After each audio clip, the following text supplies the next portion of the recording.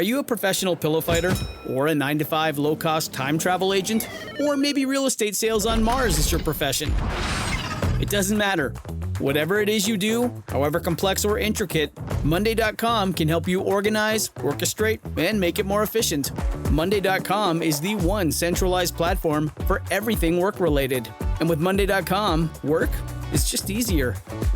Monday.com, for whatever you run. Go to Monday.com to learn more.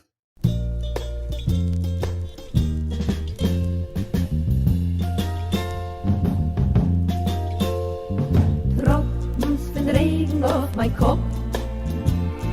Hinter der Deckel muss es die kleine Fahrt beim Topf. Geht mir kein Sach nicht, die Tropfen. Hey everyone, welcome to Kill Me Now with Judy Gold. I am your host, Judy Gold. This week, we have my interview with the very young and very talented and very successful chef, Eitan Bernath, who has a new cookbook out. You'll hear all about it. It's great. And if you're kosher, all the recipes are kosher. Okay? Oh, something was on my bell, so I'm redoing it. Okay. So I figured, this will be a nice interview after another horrible week of bad politics, lawmaking, and racism and anti-Semitism and homophobia. Anyway, so that's that. And if you are in Connecticut or near Connecticut, I'll be in Norwalk June 2nd with Jessica Curson. I'm also working in Provincetown. I just want to put that out in the beginning of the show because I know how your attention spans are. So sit back, relax, and enjoy part one of my interview with Eitan Bernath. Hello, thank you so much for having me. I'm so excited today on Kill Me. First of all, you're not my youngest podcast guest, so I just want to say that, but you're maybe my second youngest. I'm going to go with second youngest. Ladies and gentlemen, today, this is exciting because, I love delving into people's lives. First of all, happy birthday to our guest, which was 2 days ago. It's just very interesting how much this person has accomplished in the mere 21 years. 20. 20. Oh, I thought it was 21 because I kept saying, because they're like, he's 20, he's 20. 20 years he's been on this earth. 20 years ago, I was pregnant with my younger son, and I looked much younger. And I had a 5-year-old, and this one, I can't take how much you have done. Ladies and gentlemen, the one, the only, Eitan Bernath is here. Woo! Hello, I'm so excited to be chatting. Thank you for that incredible intro. Okay, listen, before we begin, Eitan has a new cookbook called Eitan Eats the World, and it's really great. It's really great. I love to cook, and I love that you dedicated it to your grandparents, and it's so beautifully shot.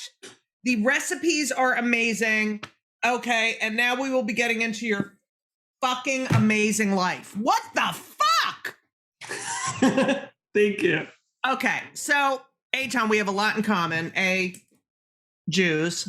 Yes. B, well, I grew up kosher, and I was kosher for a very long time, and now I cheat. So we're both very Jewy. I have a lot of phlegm today because I just had cereal with whole milk, chia seeds, and blueberries. Ooh, yes, that is phlegm producing. Right, but don't you think whole milk is better for you than first of all, it tastes better. I guess after a certain age, you're not supposed to drink milk, but do you drink milk? I grew up lactose intolerant. Oh my God, this Jew. Okay. So I actually don't enjoy drinking cow's milk because I never had it growing up. And then once I got over the allergy, it just didn't really appeal to me. So I'm not. What kind of milk do you drink? I'm not a big milk consumer in general, but when I do, usually like almond milk. Ugh, gross. Okay. John, you are such a Jew. I love you for. That's the Jew bell. Anything Jewish, I ring the bell. Okay. As you should. So you grew up in Teaneck, Jewish. My only boyfriend I ever had was from Teaneck. Oh, wow. Yeah. And then, I was experimenting with heterosexuality. Didn't work out.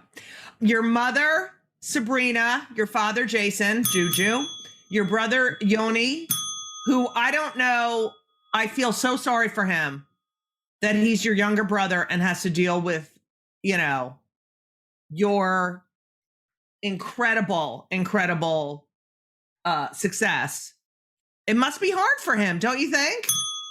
Yeah, Yoni, my little brother, he is my biggest fan and also my biggest critic, as a younger brother should of course. Be. I always say that Yoni keeps me humble, but he's, aside from all the jokes that we love to make at each other, he's super supportive, and definitely, obviously, there's a lot of challenges that come with being my brother, but I think he's really learned to live with them and learn to embrace them. And if people mention, a lot of times people are like, "Oh, are you Eitan Bernath's brother?" And he'll be like, "No, I don't know him." Oh, I love you, Yoni. I know what it's like to be the youngest of two people who got perfect grades and did. But you know what? The youngest. We have the best personality. So I know you have a good personality, but Yoni's going to make it big. Yeah, I would say Yoni's the cooler Bernath brother, in my opinion. Okay. So, and you were very close with your grandpa, Larry, and you are close with your grandma, Linda, and so you grew up in Teaneck. Your mother's, okay, the bell is going to I'm just doing a few bells now to make up for that. I can't ring the bell 100 times every time I talk to you. Okay. So your mother's a math teacher. That is interesting because there are not a lot of female math teachers. Yes. Yes. So my mom's also the head of the math department. At love the you, high school that I Sabrina. went to. So at the, so you went to, wait, don't say it, Yavne Academy? Yes, for elementary school, and the first school for high school. Yeah. So your mother was the head of the math department. Yes. And your father? Occupational therapist.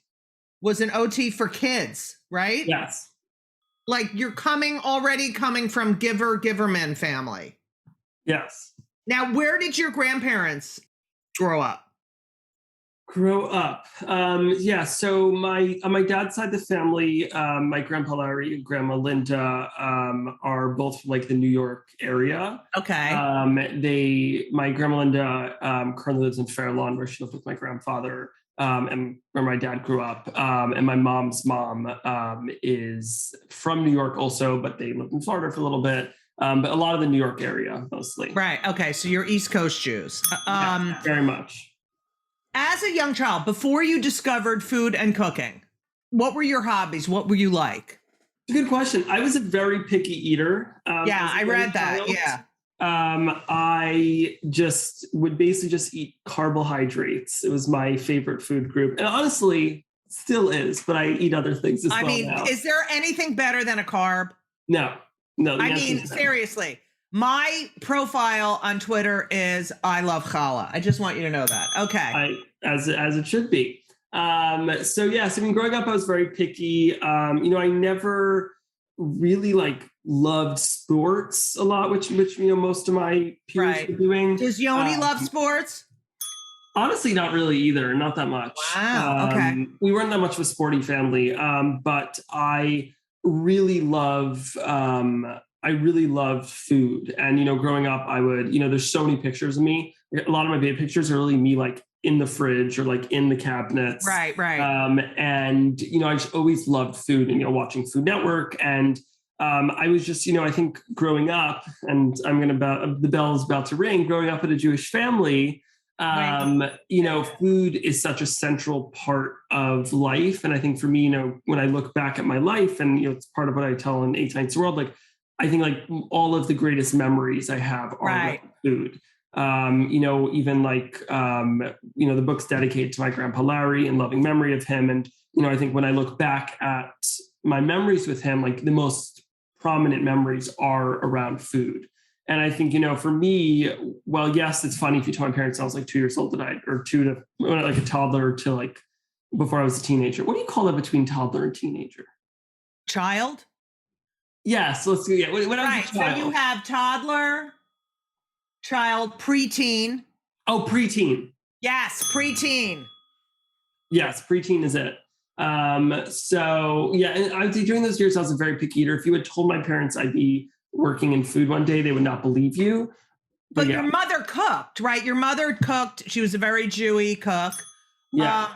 But what I find interesting, because I grew up kosher, and I was born in 62. I know I look fabulous, and probably way older than your parents, which is so annoying. But I grew up in a kosher home, and the food, and I was just telling my kids this, that for Passovers, there weren't specialty stores that with kosher food. I mean, it was torture for 8 days, and we had nothing.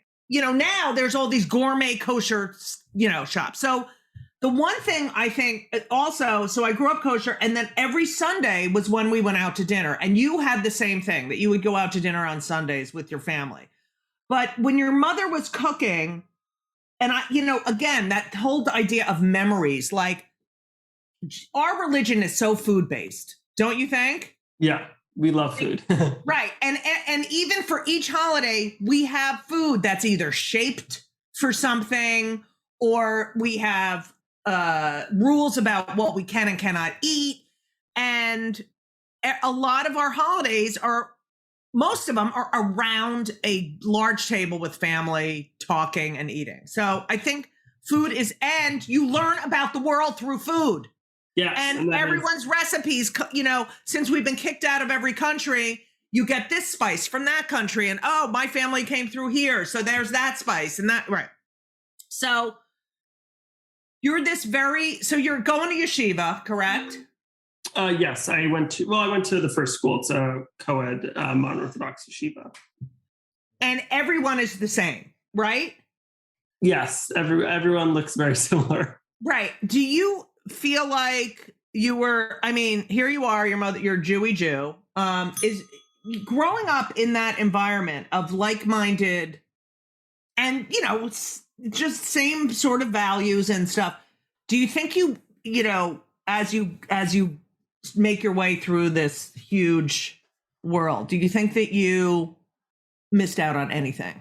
I think that's a good question. I think that, I definitely grew up in more of kind of a sheltered community. I think, my parents very much exposed us, I think a lot more than even some of my peers necessarily got to the outside world. Right. And, kind of like you said, my parents, being both educators, really used food as a vehicle to teach us about the world around us. And I think that, something that was instilled at a young age in me is also, just the concept of really caring about the world around you. And I think, that's Tikkun Olam, exactly, which is one of the tenets of our religion, heal the world. Yeah, exactly. And I think that, but I think, in order to care about everyone in the world, you need to learn about them. Right. And, I think food for me has always been that way that, I've really enjoyed to learn about the world. And, I think that in a way, I think, being in such more of a tight-knit community where everyone kind of looks the same and does the same traditions, everything, I think honestly probably really sparked my creativity a lot about learning about other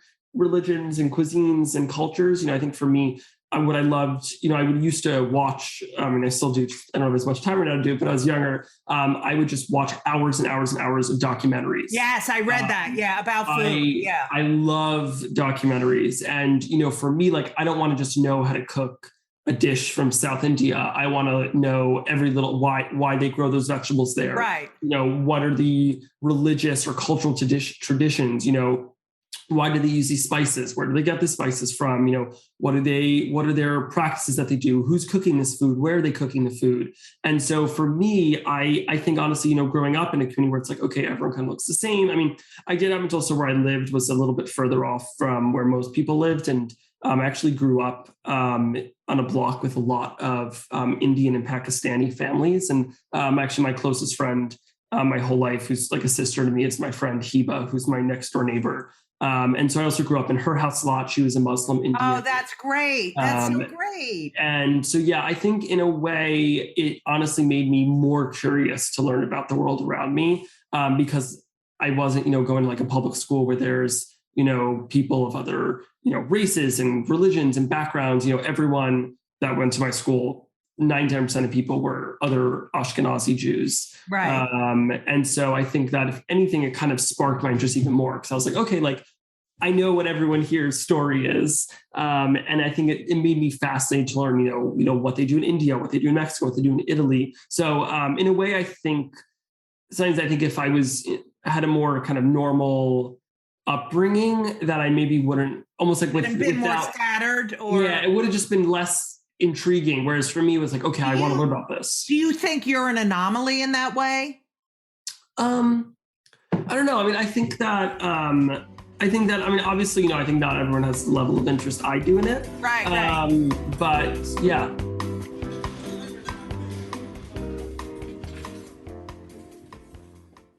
This episode is brought to you by Progressive Insurance.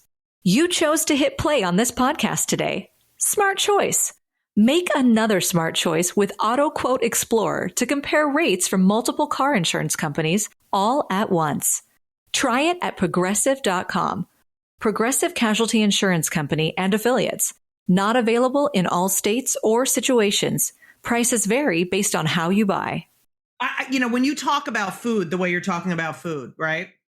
It reminds me of being an English major, right? So you go to the etymology of the word and, and you're saying, wow, you're taking like a recipe or a piece of food is a novel or a book. And I want to know everything about it, all the research and everything that went into it. And I love that. And documentaries, the best. So when you went out on Sunday night with your family for dinner, which we did the same thing every Sunday night, did you go to kosher restaurants? Yeah, kosher and sometimes like vegan restaurants. But yeah, we would, growing up in Bergen County, there's so many restaurants. So there's always places to try. And also living near the city, you have access to the whole world, basically. We would go out and my mother was so kosher, like she would not cheat. And, and we would go to like the diner, but it was like, I'm going to have a tuna fish sandwich, no butter, no this, like nothing could touch, And so we have this joke in my family that there was one like Asian Chinese restaurant in our town. And my sister said to me recently, actually, I didn't even know there was anything other than vegetable chow mein until I was like 35 years old. We didn't, but we went out, but we'd get eggplant parmesan or, so, okay. So you grow up and you get this, which is so interesting that you're a picky eater and yet you're so fascinated by food.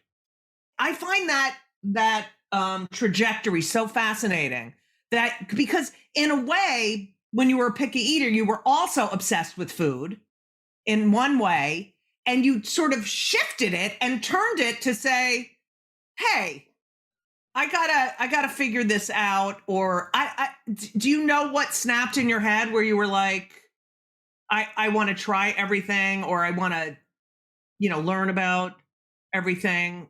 Yeah, it honestly kind of was, I'd say, a very slow progression. Really? A very common story in Eitan Eats the World, and I can give one as an example, is such a good book, everyone. Like this recipe got me to eat this food. Right. And so, I think at the crux of it, being that I was a picky eater growing up, I think I really understand that. I genuinely do believe that for the overwhelming majority of foods that you think you don't like, you just haven't had it cooked in a way that the right way. So, I think a great example of this is the seared Brussels sprouts recipe. In Eitan Eats the World, it's seared Brussels sprouts with chili Dijon pan sauce. And I can actually read you just one of the first two lines of the head note.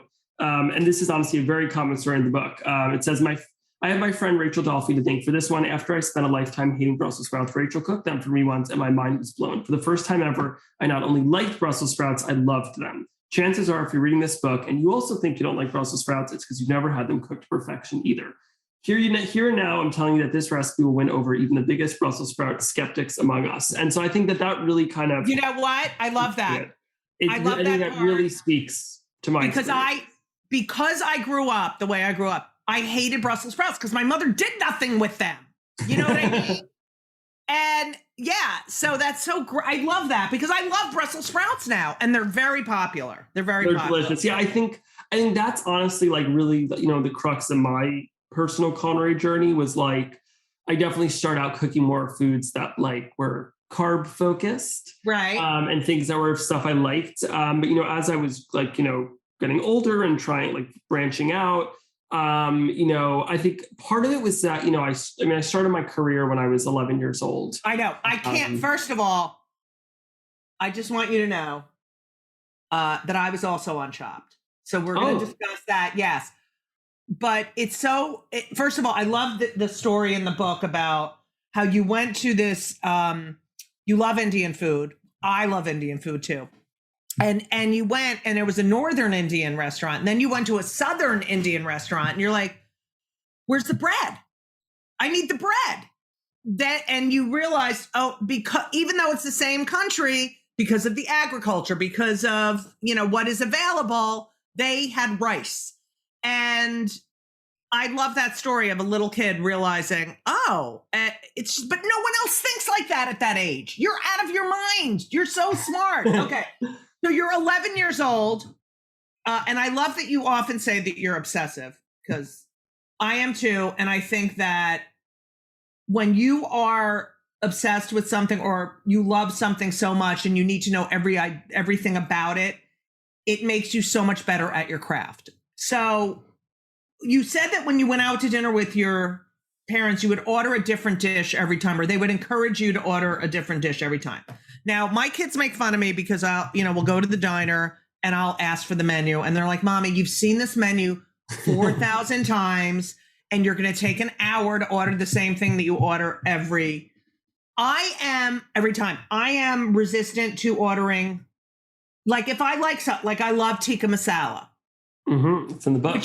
Is that an American version of an Indian Americanized? Yeah, that's a good question. So it's definitely a dish that's a little bit debated. I think the most common origin story that I've heard, but there's definitely a bunch out there, is that when the British Raj came back to the UK after colonizing India, they wanted to like cook a dish that they thought like represented the cuisine back in India. Right.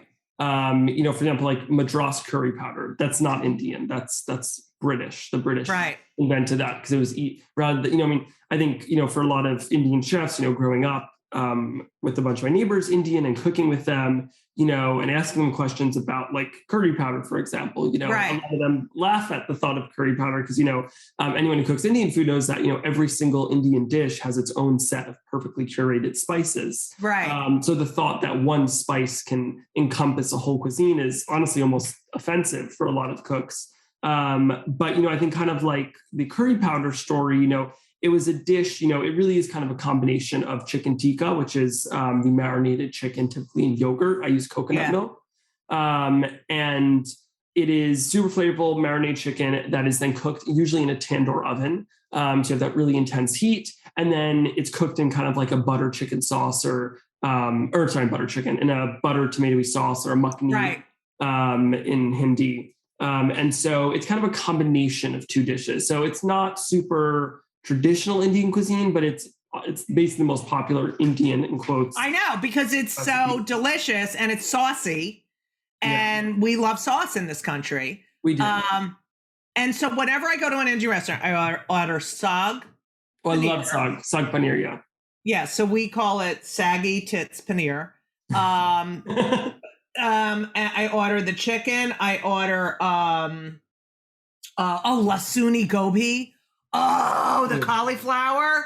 I love cauliflower. Oh my God, it's so good. You have a recipe in here for garlic naan, which is amazing.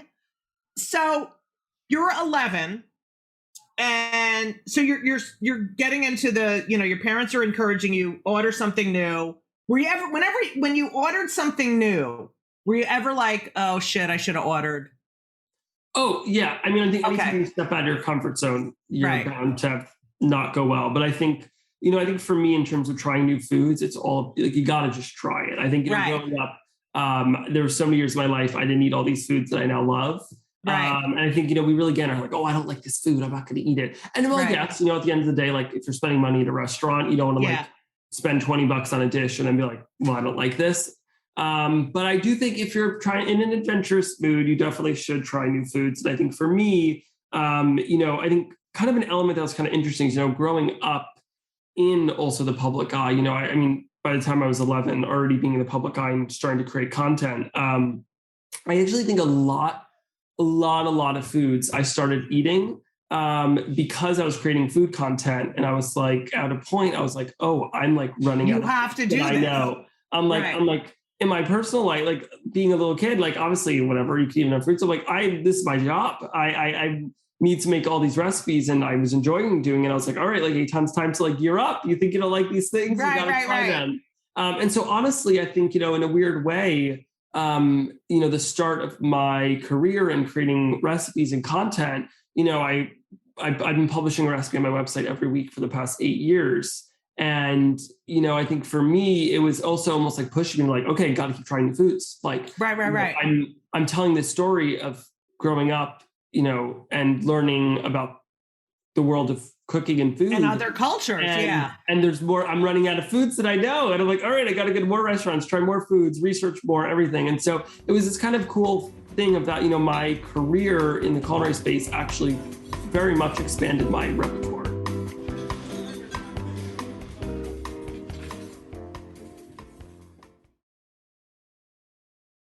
This week's episode of It's Judy Show with Judy Gold is sponsored by BetterHelp.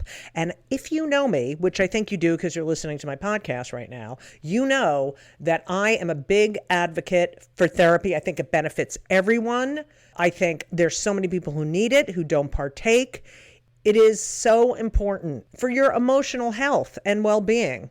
Therapy is fantastic. It is in every stretch of the imagination. And if you're thinking of starting therapy, please do it. But please give BetterHelp a try. It is entirely online. It's designed to be convenient. It's flexible. It suits your schedule.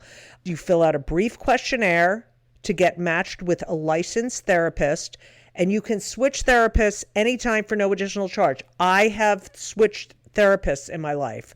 I've had many, many therapists, and sometimes it's not a great fit for you, but don't give up.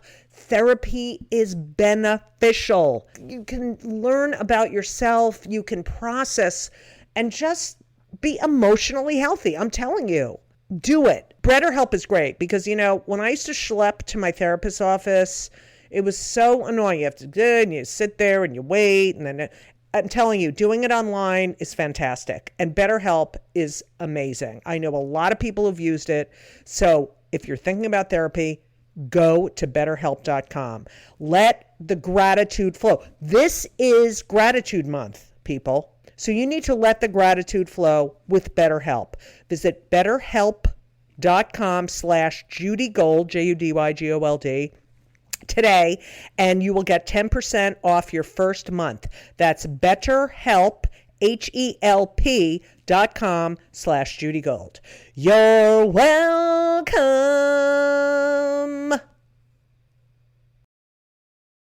So you're 11 and you go on Chopped and you loved Guy Fieri. Now, Yes. I'm just full disclosure. I did Rachel versus Guy, and I did Chopped All Stars. Now, I'm just going to tell people always ask me, what's it like to be on Chopped? First of all, I have to tell you my Chopped story, and then we'll go into your Chopped story because I think you'll love it. So I'm on Chopped with Layla Ali, Muhammad Ali's daughter, who brought her own knives. What's his name? Johnny Weir, the ice skater. Mm-hmm. Joey Fatone from the Backstreet Boy.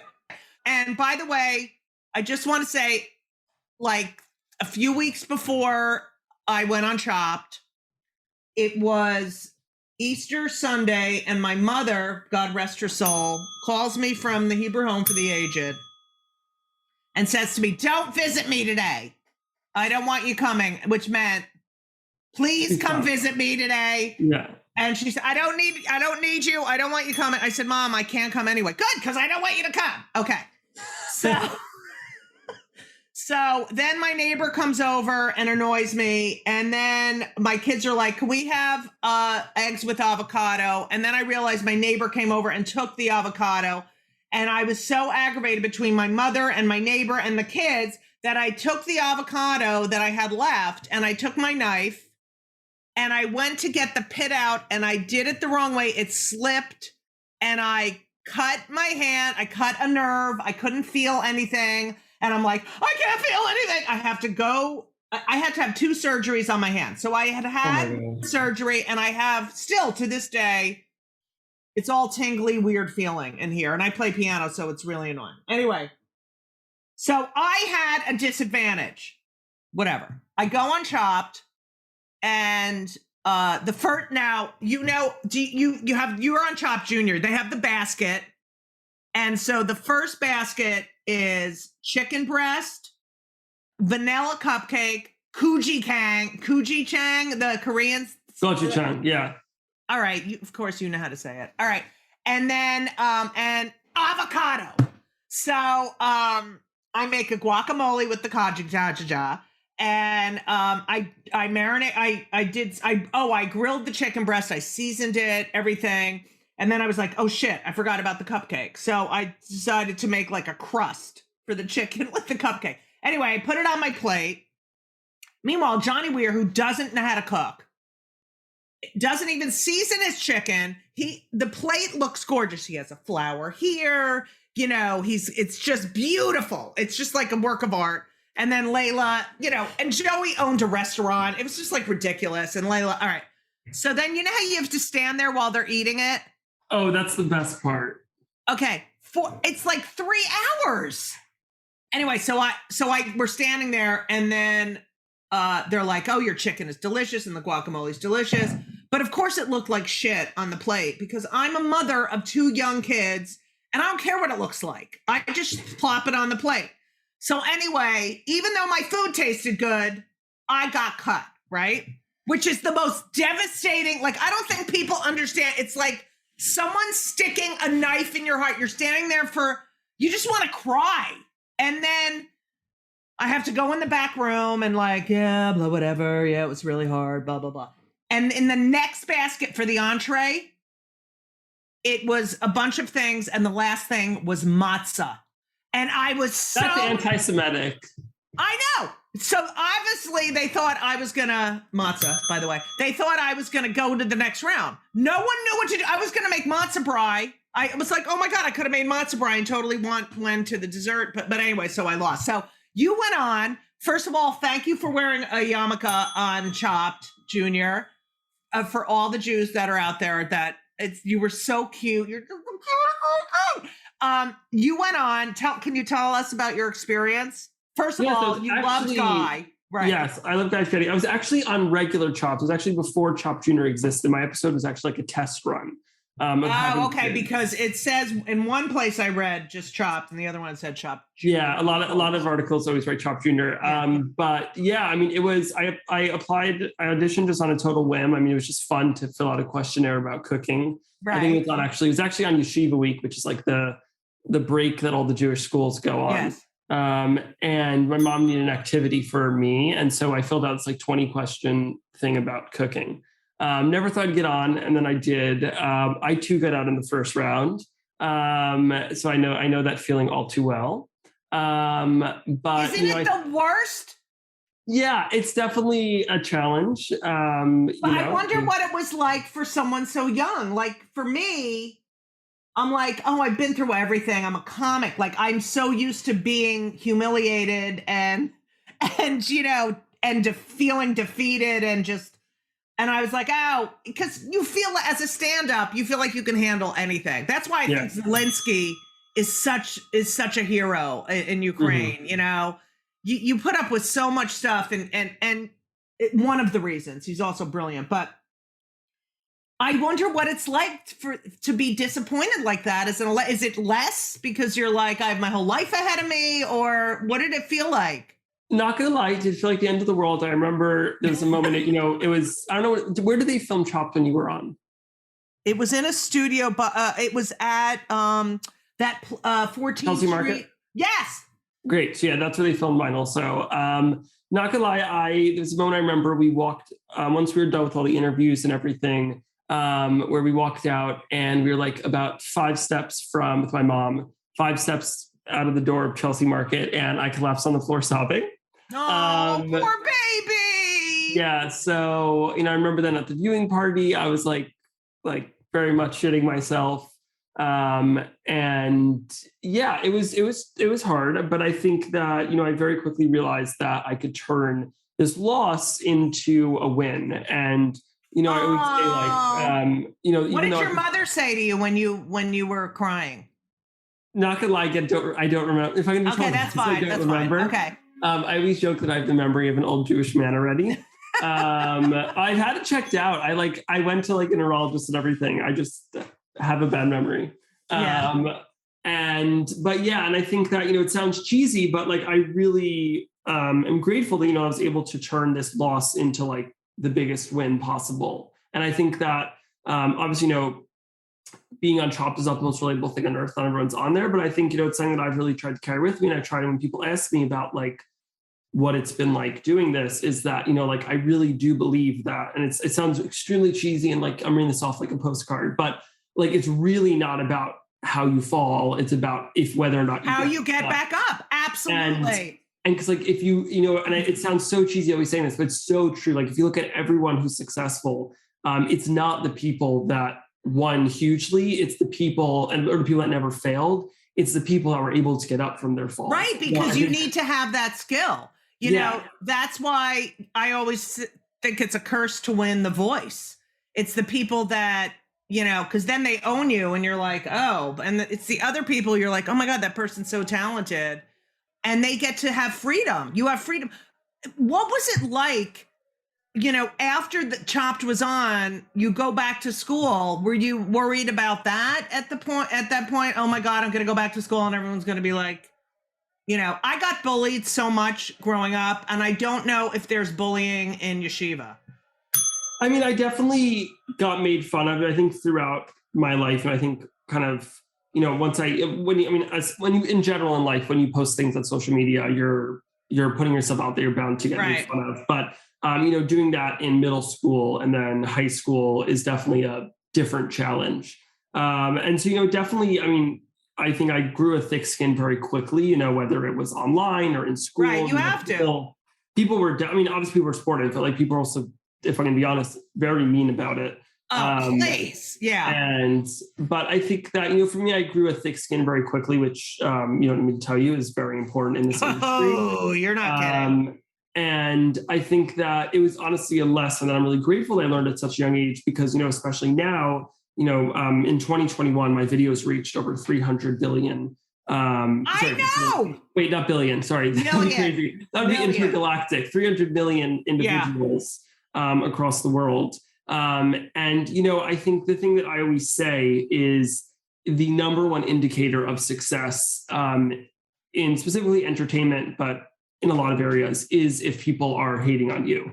If you're worthy of people spending their time to comment negatively on, that means you're doing something. And I think that, at the end of the day, if you're doing something that's actually, new and different and, breaking through some barrier, that barrier is there for a reason. There's people that don't want it to happen. What are you, 100 years old? I can't with you. No, not quite.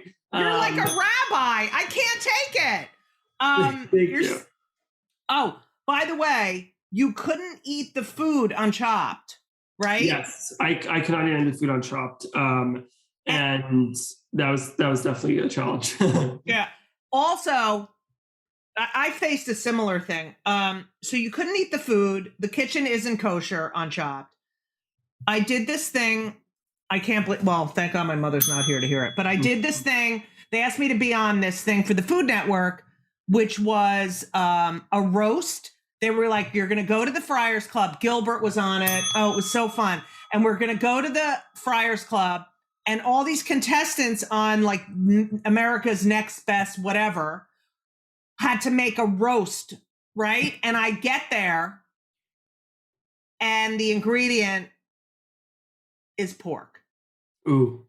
And I'm like, oh my God, what do I do? So then I decided I did this. I was like freaking out. And then I was like, okay, I'm playing a character who eats who eats pork. So I can't even tell you. First of all, I had nothing to compare it to, right? And I was like, all right, I'll just taste it. And I was like, oh, this is kind of good, whatever. And then my cousin calls, did I see you on the television eating? And I'm like, oh my God, I'm going to hell. Thank you so much for listening to part 1 of Kill Me Now with Eitan Bernath, and go cook something. Go cook something yummy. Kill Me Now is produced by Laura Vogel, edited by Colin Schmaling. This podcast would not be possible without the help and talents and brain of Brittany Jo Sowards. And wish her get well because she has the COVID. If you like the show, please subscribe and leave a review. Seriously, like, you know this show is great. Just leave a review and give me 5 stars. And then, it'll be more successful. Also, now is a perfect time to purchase my book. Yes, I can say that. When They Come for the Comedians, We're All in Trouble, which you can get at my website, judygold.com. We're having some free speech issues going on in the country. I don't know. A lot of shit going on in the country right now. And I have to say that it sucks. And I am, really disappointed in a lot of the people in this great country of ours who are fucking dumb. Anyway, yeah, so, and keep your hand off my body. Now, no one's really has their hands on my body except for Elisa, and my massage therapist and sometimes my trainer, my trainer's not Jewish, but whatever. He has a gay twin brother, so that counts for being Jewish. Yeah, so it's a lot going on. So I hope you're enjoying my podcast, and it's getting your mind off of all the fucking shit going on in this country. So I want you to take care of yourselves, do something nice for someone, and seriously, protest and fight and fight and protest. So important. June 2nd, I'll be at the Wall Street Theater with the great Jessica Gerson. June 11th, I'll be at Montclair Pride in New Jersey. And in between all that, and after that, and during that, I'll be at the Art House in Provincetown, Massachusetts. So come see me, come laugh, go hear a comedian, but make sure it's me. And thank you for listening. Whoever you are, listening till the end. Thank you. And as we always say, so long!